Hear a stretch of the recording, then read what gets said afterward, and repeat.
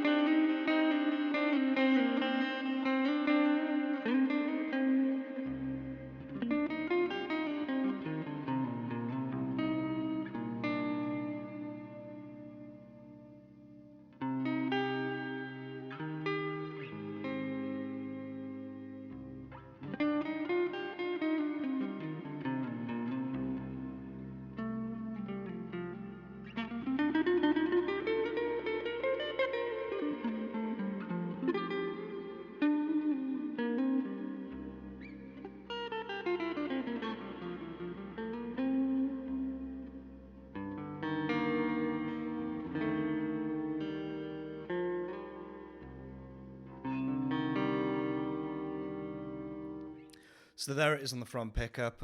That's generally sort of what I use it for.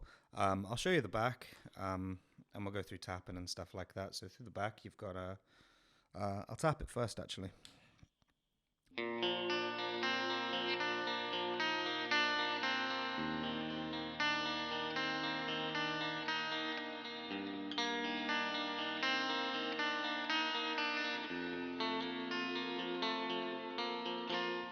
So that's on the back, split.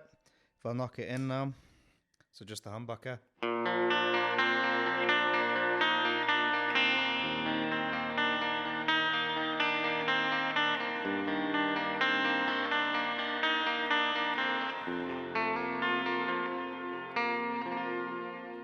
And then if I split it in the middle,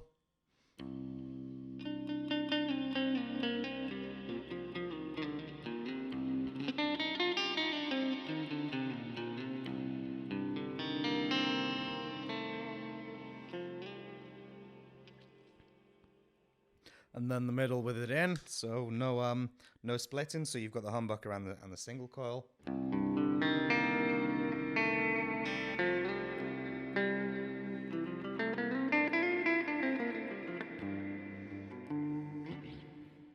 Yeah, I don't particularly use those much, but it's nice to have the options there. As a matter of fact, it's nice to have those options there, particularly for when you're recording and you can't quite get the right tone. Sometimes what you don't expect to be the right tone in the right position will be something really odd, and it'll cut through the mix. So it's nice to have that there. I think the only bad thing about this is literally if you want to tune the thing down, it's the tuning issues. Other than that, I think this thing sounds really dark and yeah, something a little bit different. So I guess now I could show you what it sounds like with heavy tones.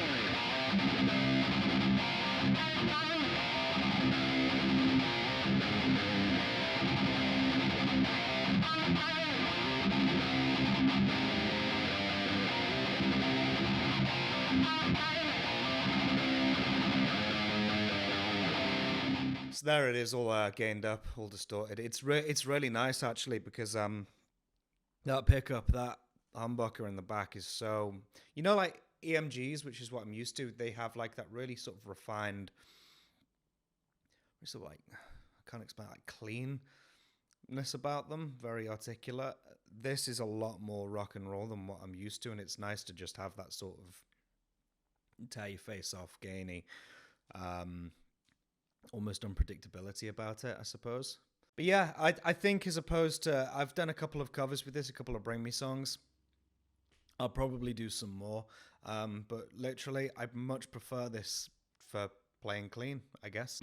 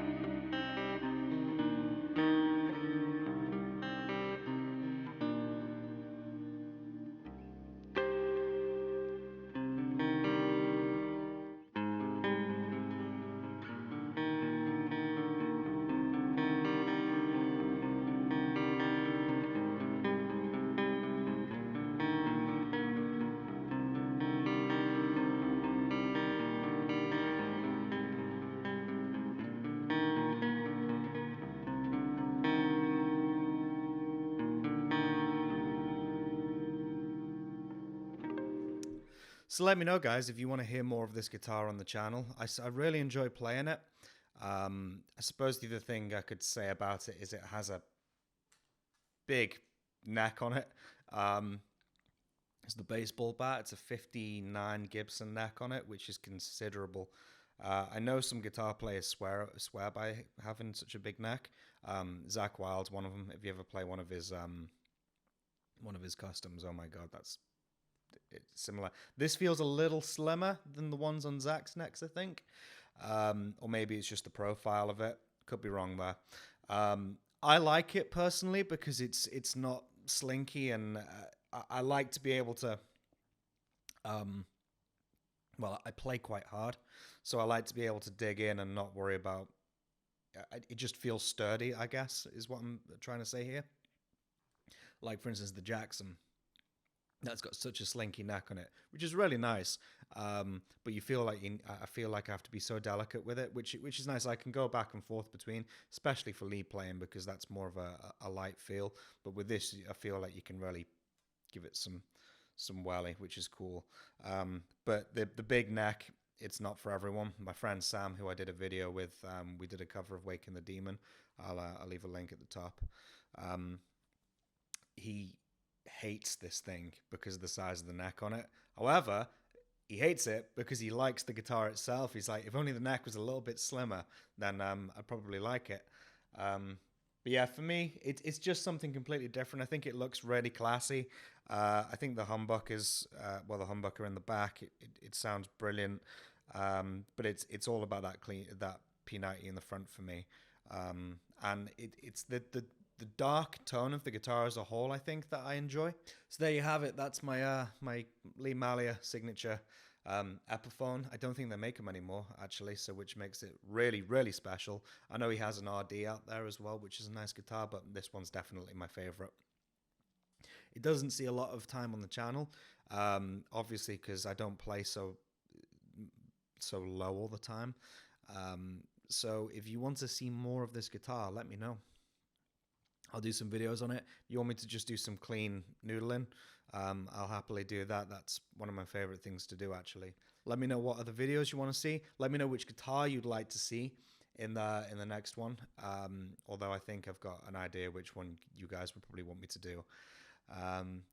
So yeah, if you enjoyed this video, please feel free, here we go, to like, comment, subscribe, all that good stuff. It means a hell of a lot to me. I had no idea that people would enjoy these videos so much. So if you want to leave a little comment down below as well, let me know what you think. So that's all from me today, guys, and thank you for watching, and I'll see you in the next one. Cheers.